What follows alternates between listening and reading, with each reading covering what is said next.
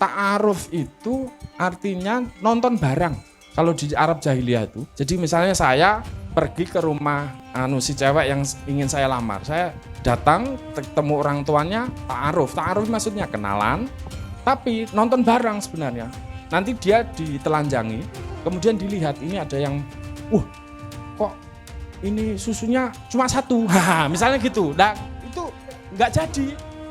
Memang gitu. Saya nggak jorok ini, tapi kenyataannya begitu. Dulu zaman sebelum Nabi datang, itu perempuan itu harta benda kok, properti.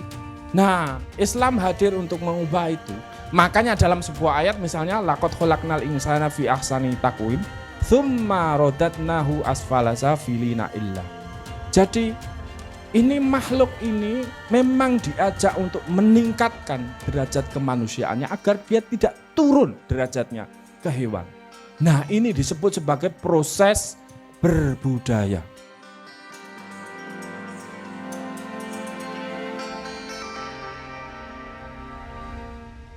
Nah, nanti ya Irfan bisa lebih mendalam lagi soal relasi antara tasawuf dan jalan kebudayaan. Apakah berkebudayaan itu juga bisa secara tidak langsung bertasawuf gitu?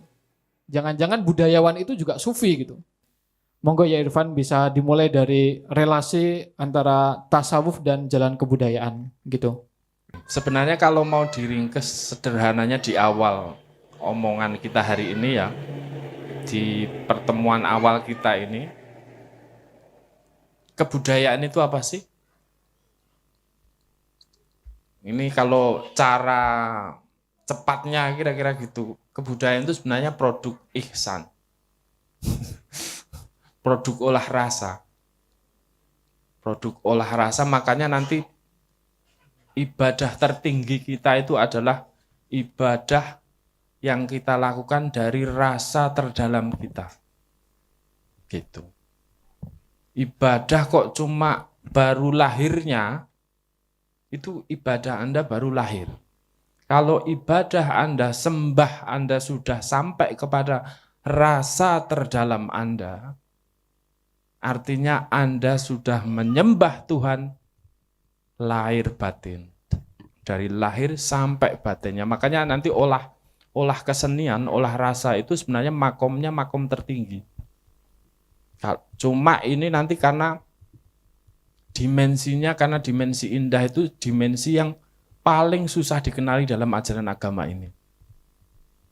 Kita sampai hari ini berislam misalnya, ada satu dimensi yang hilang dari, atau setidaknya tidak terlalu ditekankan di dalam praktek berkeagamaan kita hari ini, yang orientasinya cuma benar salah sama baik buruk begitu. Dimensi indahnya ini hilang. Padahal kalau teman-teman baca di Asmaul Husna itu misalnya disebut bahwa nama-nama Tuhan itu satu feminin. Kalau Anda hitung kelompokkan dengan aspek jalaliyah maupun jamaliyahnya, itu banyakan jamaliyahnya. Saya pernah ngitung itu. Saya iseng-iseng ngitung gitu. Alias Tuhan bahkan secara sadar, dalam bahasa manusia, secara sadar menyodorkan dirinya dalam bentuk yang indah. Tapi kok aspek ini nggak memukau kita gitu. Aspek tremendum et fascinan gitu ya istilahnya itu. Kalau dalam bahasa ini jadi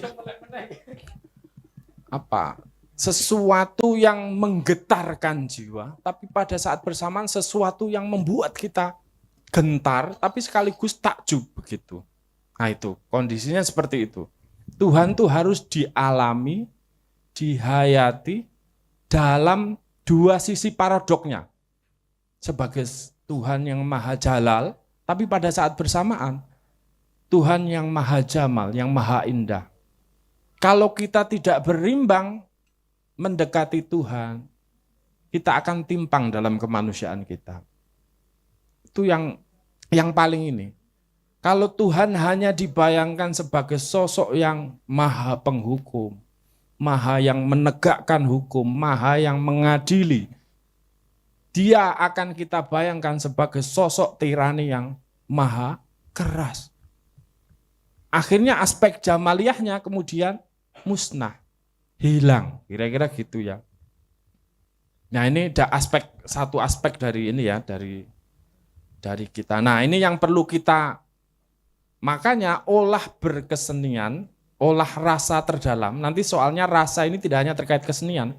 Anda itu berelasi di dalam masyarakat, itu panduannya kalau yang paling puncak itu sudah seni. Saya kasih contoh begini.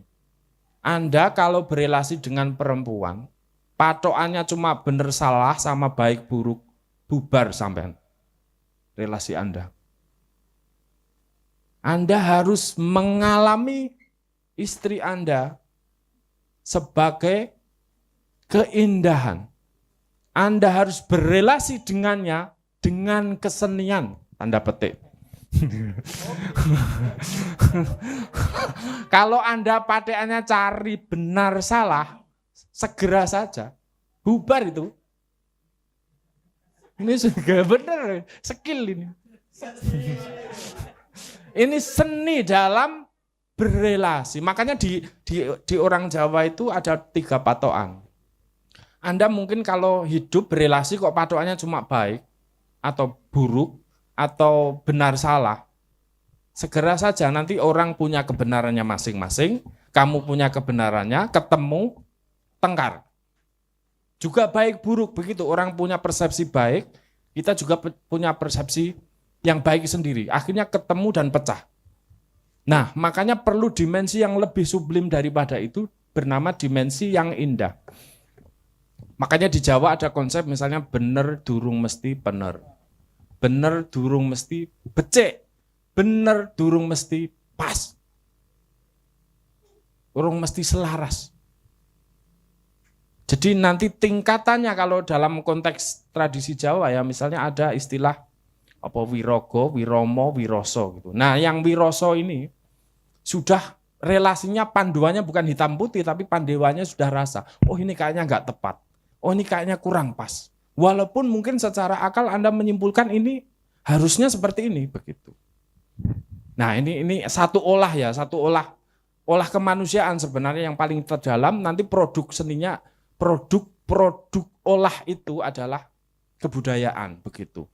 Nah, saya ingin jelaskan bahwa kebudayaan dalam terma ini kemudian bisa dimaknai sebagai usaha manusia untuk meningkatkan kualitas kemanusiaannya.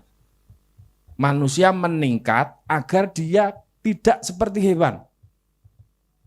Makanya kalau dalam istilah antropologi misalnya dijelaskan sebagai nature sama culture. Natur ini, kecenderungan hewani kita itu kita punya. Nabati, hewani itu kita punya. Kita itu pengen bereproduksi, makanya kawin. Kemudian kita itu pengen mempertahankan diri, pengen hidup, pengen meneruskannya kepada generasi, pengen survive gitu ya. Makan itu persis sama kayak hewan. Kita itu pengennya makan biar nggak mati. Pengennya kawin biar nanti kalau saya musnah ada yang meneruskan saya gitu. Itu dorongan natur kita. Nah, ada yang dorongan natur, tapi ada yang dorongan yang culture atau dalam bahasa agama disebut sebagai dorongan yang lebih dalam. Dorongan nurani kita. Jadi ini berperang. Dorongan natur sama dorongan culture atau dorongan atau dalam bahasa Al-Quran mungkin disebut sebagai basyariah sama insaniyah. Ini dorongan yang paling purba dan sampai hari ini dorongan itu nggak mungkin hilang karena kita memang hidup di alam jasmani, jisim ini. Sehingga pasti dipengaruhi kalau lapar ya makan, kalau waktunya kawin ya kawin begitu. Kalau kucing itu waktunya kawin enak tinggal lari-lari gitu kan. Weng gitu. Nah, mereka nggak punya bahasa puisi, mereka nggak bisa SMS. Tapi langsung aja ketemu, langsung naiki, tuk, udah, nah selesai gitu. Nah, kalau manusia kan perlu SMS dulu, perlu kirim puisi dulu, dan lain sebagainya, begitu. Dia membangun alam simbolik tertentu, lah ini kebutuhan pikiran. pikiran punya, bisa menangkap simbolik tertentu agar dia tidak sama dengan hewan. Agar kualitasnya meningkat sebagai manusia sehingga kecenderungan hewaninya itu kemudian dituruti. Apa ditundukkan begitu. Nah, peningkatan kualitas kemanusiaan inilah yang membuat kita akan semakin manusia. Bagaimana cara meningkatkan kualitas kemanusiaan dan martabat kemanusiaan agar tidak sama dengan hewan? Itu dengan cara mengasah fakultas-fakultas kemanusiaan kita bernama tadi cipta, pikiran kita, karsa, kehendak kita. Karsa itu di dalamnya muncul dari dorongan raga ya. Terus sama jiwa atau rasa terdalam kita itu diolah semua agar kita mencapai kualitas semakin manusia. Misalnya dari dorongan kebutuhan kita untuk tidak kehujanan, tidak kepanasan, akhirnya bikin rumah.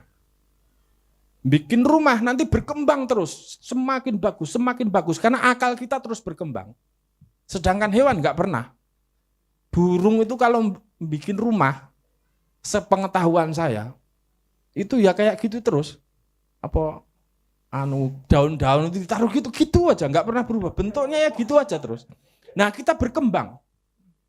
Nah, hasil dari produk olah karsa cipta rasa kita itu kemudian produk-produknya bisa kita saksikan. Ada rumah yang terus-menerus berkembang.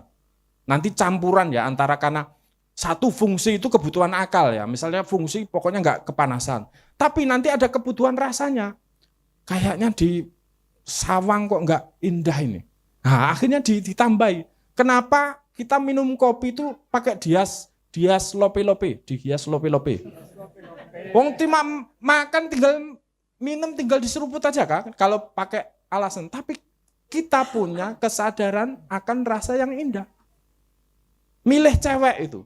Pokoknya kalau asal cuma untuk teman tidur, ya pokoknya orang aja gitu lah. Misalnya ini, tapi karena rasa kita itu pengennya yang indah, kecintaan dorongan awal kita menuju kepada yang indah, akhirnya kita milih yang indah-indah. Ya kalau nggak dapat lah baru turun. Nah, kan gitu. Iya kan, akhirnya turun ya yang kok ini kok ya abot iki ya semudun ngono kuwi to. Akhirnya turun. Akhirnya lama-lama pokoknya manusia. Misalnya begitu ya. Nah, ini proses olah itu produknya kemudian jadi rumah. Nanti kalau ada yang produk olah akalnya jadi pengetahuan. Kalau kita pakai klasifikasinya kebudayaan di kampus-kampus ya, misalnya Ernest Kluckhohn itu nyebut ada 7 elemen kebudayaan. Nanti ada sistem pertanian, ada sistem organisasi masyarakat, ada bahasa karena kebutuhan simbolik kita ya. Ada teknologi itu agar orang berkembang meningkat kualitas dan martabat kemanusiaannya baik di level lahir maupun yang paling batin begitu. Kebutuhan nilainya, misalnya orang hari ini mungkin standar moralnya sudah lebih tinggi dalam berrelasi dengan perempuan. Tidak seperti orang dulu, sangat mengobjekkan perempuan. Kalau teman-teman baca sejarah Arab awal-awal itu ya, mau tahu nggak artinya ta'aruf itu apa? Ta'aruf itu artinya nonton barang.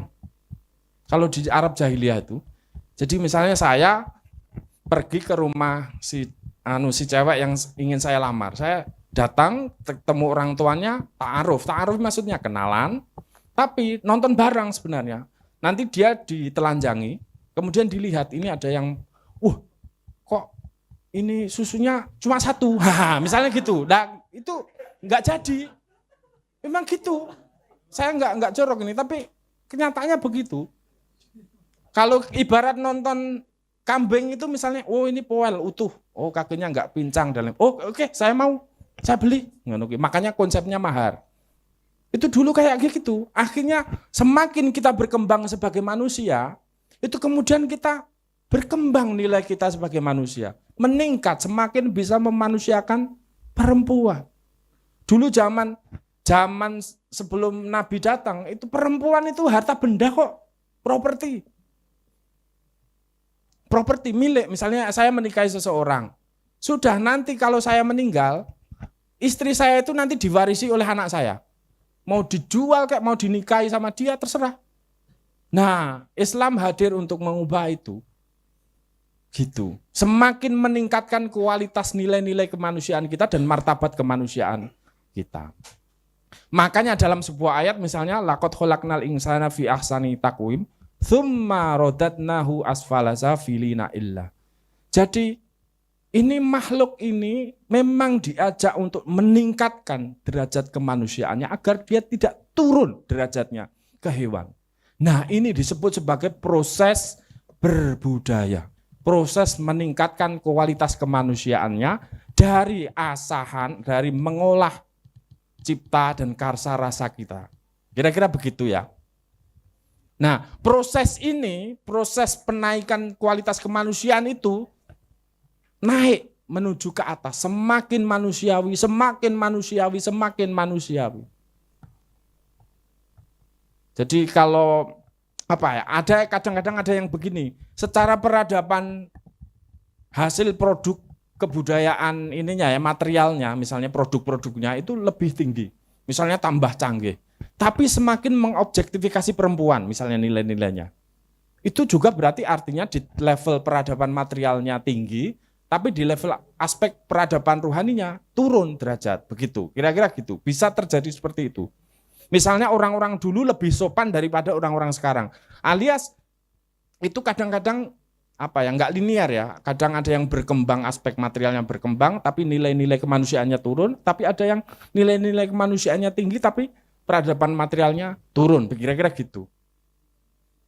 Nah, kemudian apa relasinya itu terkait dengan tasawuf? Ini saya ingin jelaskan sedikit bahwa olah cipta karsa rasa ini semakin ke dalam, itu semakin olah menuju hakikat kemanusiaan itu sendiri. Karena hakikat kemanusiaan bukan ditentukan oleh jisimmu, dorongan yang paling luarmu, karena itu sama dengan hewan. Jadi kamu dinilai semakin berkualitas kemanusiaanmu meningkat karena aspek rohanimu berkembang secara lebih tinggi begitu. Nanti makanya orang-orang Jawa dulu kalau ditanya apa mas kebudayaan itu? Seni. Enggak panjang-panjang, seni. Alias olah rasa terdalam kita. Dan dulu para simbah-simbah kita itu mengolah rasa ini memang paling sudah diakui. Olah rasa Jawa ki panggone rasa. Jawa ki panggone semu. Semu itu apa ya? Yang samar, yang enggak kelihatan, yang simbolik. Makanya orang dulu itu sangat peka terhadap unsur-unsur yang samar begitu. Sinamun ing samudono itu kayak semuanya harus dilapis, simbolik. Jangan sampai yang vulgar kelihatan yang permukaan saja begitu. Nah, olah rasa ini kemudian di dalam Islam disebut sebagai ada kalau dibagi ya manusia itu aspek yang paling luar sampai ke paling yang dalam. Ada dalam sebuah hadis qudsi dikatakan oleh Nabi Muhammad misalnya begini. Banaitu fi jawfi ibnu adama qasran wa fil qasri sadron wa fis sadri qalban wa fil qalbi fuadan wa fil fuadi saghofan wa fis saghofi luban wa fil lubi sirron wa fis sirri ana, kata dia Allah. Jadi kalau dibagi kira-kira gini, aspek terluarnya adalah soder itu apa? Dada. Di dalam dada ada apa? Ada kolbu, ada kalbu. Di dalam kalbu ada apa? Di dalam kalbu ada fuad. Di dalam fuad ada apa? Saghof. Saya nggak tahu saghof ini, belum ada bahasa Indonesianya. Tapi kira-kira saghof gitu ya. Di dalam saghof itu ada lub, ulul albab itu dari kata lub. Kemudian di dalam lub ada sir. Sir itu kadang diterjemahkan sebagai rahasia, tapi orang dulu menerjemahkannya sebagai rahsya. Rahsya kemudian sama orang Jawa disebut rasa. Gitu. Al insanu sirri wa ana sirruhu. Manusia itu rahsyaku, kata Allah. Dan Allah dan aku rasanya manusia. Sir terdalam kita itu. Wa fis sirri ana. Di dalam sir itu aku, kata Tuhan. Nah, makanya nanti di aspek terdalam sir kita, rasa terdalam kita itu sebenarnya bersemayam Allah. Tanda petik ya. Qalbul mukmin baitullah. Itu rumahnya di situ. Makanya nanti tugas seorang muslim, bahkan seorang mukmin, seorang muhsin adalah menghadirkan realitas ketuhanan di dalam dirinya. Tuhan itu harus dialami. Jangan cuma dibayangkan. Tuhan harus hadir di dalam realitas kehidupanmu. Kamu harus mengalami kebenaran Tuhan di dalam realitas kehidupanmu. Makanya nanti olah terdalam rasa kita itu untuk mengalami Tuhan, tanda petik, mengalami yang hak di dalam realitas kehidupanmu, begitu. Makanya olah proses berkebudayaan saya bayangin begitu. Kalau saya simpelkan gitu ya, mungkin pakai kategori ini, ada Islam, ada iman, ada ihsan. Islam itu maknanya kalau saya peras gitu ya, semoga saya tidak terlalu berani, tapi kira-kira begini, Islam itu adalah olah disiplin untuk mengarahkan karsa kita menuju kepada yang baik. Olah karsa. Makanya seluruh syariat itu hanya secara global itu hanya mengarahkan kamu harus gini, jangan seperti ini. Karsamu, kehendakmu, nafsumu harus diarahkan ke sesuatu yang menuju kepada yang baik. Itu pertama. Yang kedua, apa iman? Iman itu olah mengasah fakultas pikiran dan kalbumu menuju kepada kebenaran dalam pencarian kebenaran dan mengukuhkan kebenaran itu dalam kalbumu. Itu iman. Nah, ihsan adalah menjernihkan jiwamu, tazkiyatun nafas, agar nanti realitas rasa terdalammu itu bisa menangkap, bisa peka terhadap realitas keindahan, keselarasan di dalam kenyataan hidup ini. Benar, baik, indah, gitu. Saya bayangin gitu. Nah, kalau ini belum sampai kepada yang ihsan ini, orang akan selalu tidak utuh dalam beragama. Makanya kalau saya dulu sering ngomong ya, makrifat itu apa sih? Sederhana, gampang. Makrifat itu kalau diperes gitu, sebenarnya ilmu tentang mengenali diri sendiri, arafah. Karena diri dengan D besar itu adalah bersemayam di dalam diri ini Allah, gitu. Semakin semakin menuju perjalanan itu menuju ke dalam diri Anda akan ketemu dengan realitas yang hak. Karena dunia ini hanya bayangan dari realitas jagat kecil yang ada di dalam dirimu. Dia cuma bayangan, nek cara wong biyen iki mau wayangan saja no dunya. Hanya bayang-bayang dari apa realitas yang di dalam dirimu sudah ada. Golek geni adet damar. Mencari api tapi kamu dengan pakai obor. Itu metaforanya dari Sunan Kalijaga. Kamu mencari sesuatu yang sebenarnya di dalam dirimu itu sudah ada. Kok kamu mencarinya keluar? Gak ketemu-ketemu kamu. Begitu. Nah, olah inilah, olah yang meningkat ini, olah yang menaik ini akan meningkatkan kualitas kemanusiaanmu, berkebudayaan tadi. Makanya saya kadang begini, kita nggak terpisah agama dan kebudayaan kalau kita memaknai kebudayaan seperti ini. Bahwa olah berkebudayaan itu adalah olah semakin meninggi kualitas rohani kita.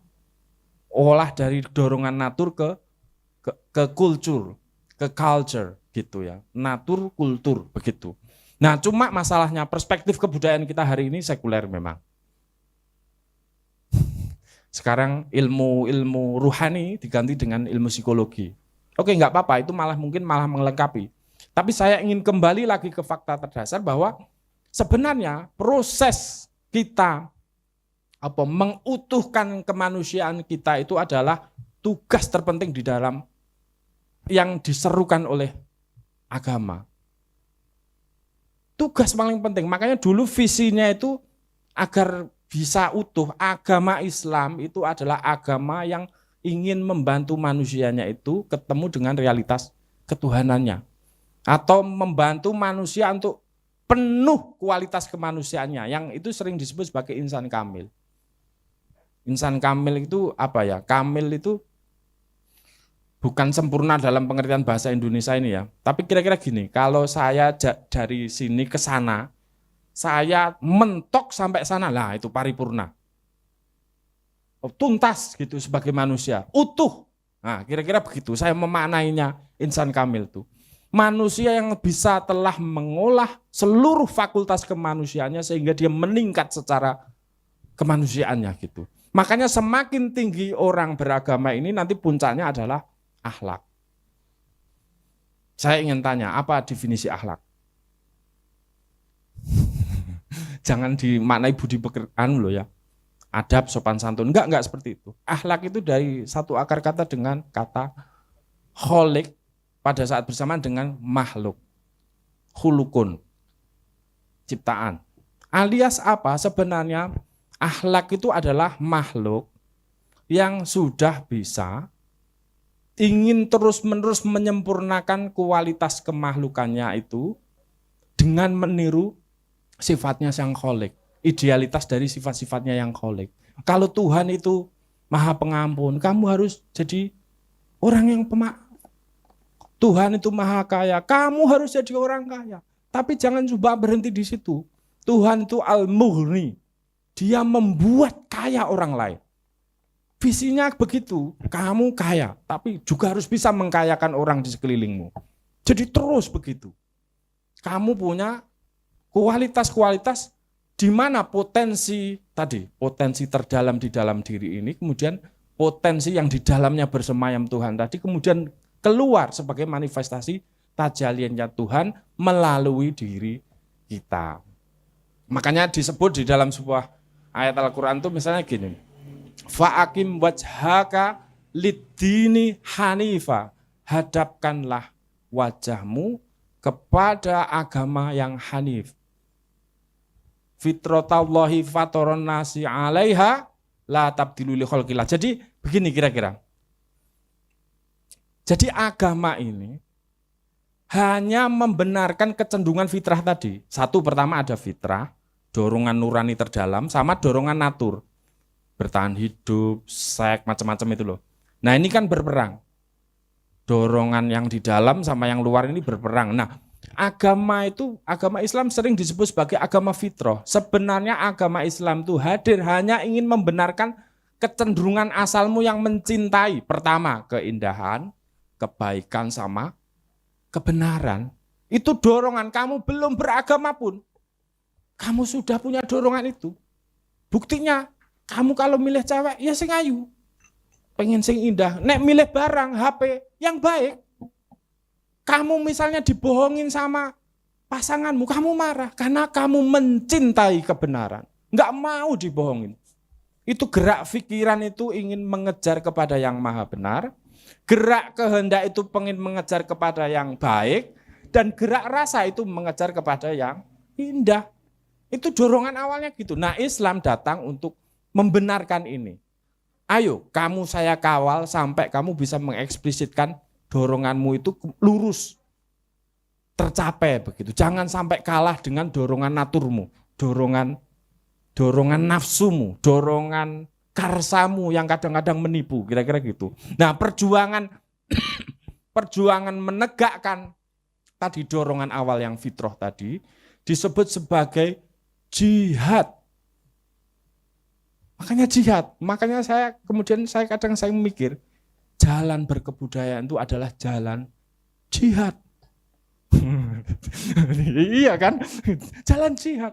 Menundukkan dorongan nafsumu menuju kepada dorongan terdasar dirimu yang fitrah di dalam dirimu. Nur yang memancar dalam kalbumu. Dari pertemuan kemarin kita sudah bahas kan bahwa nur ini pancaran dari Nur Muhammad Sallallahu Alaihi Wasallam begitu. Wan nawwir fuadi tadi syair yang dibacakan di tadi fuad itu ada di dalam kolbu yang perlu dicerahi dari Nur Muhammad yang memendar di dalam diri. Yang ini akan membantu kita. Makanya agama yang benar adalah agama yang membantu manusia ketemu dengan pertama kemanusiaannya sendiri, kedua bisa mengantarkan kemanusiaan kepada keutuhan kemanusiaannya.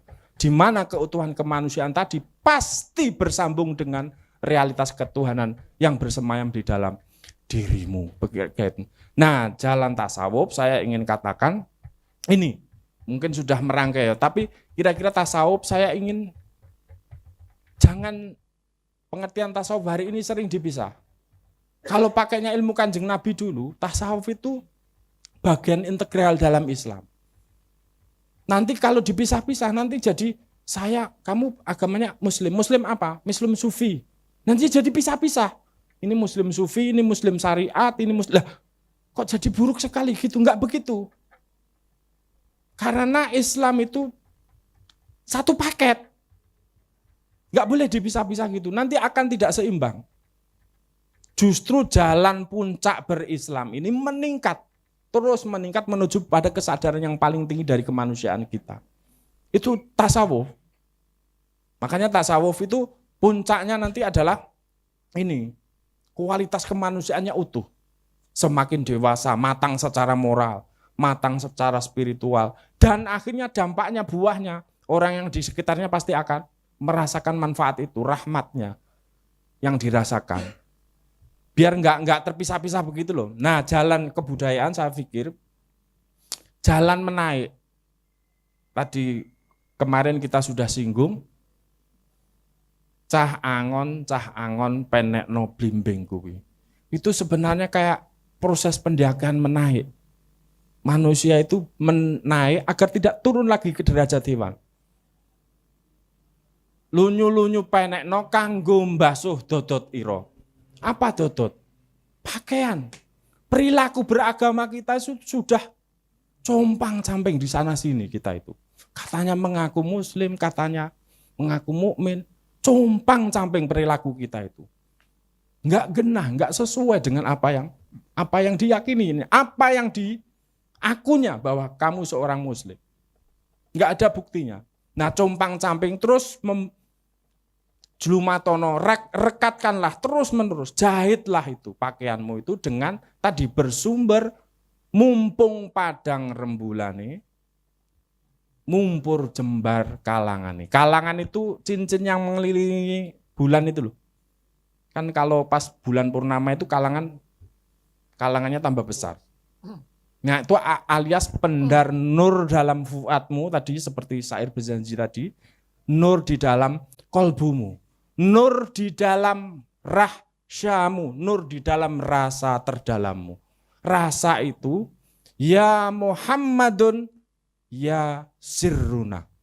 Ya hai Muhammad, wahai Muhammad, kaulah rasaku. Kaulah sirku.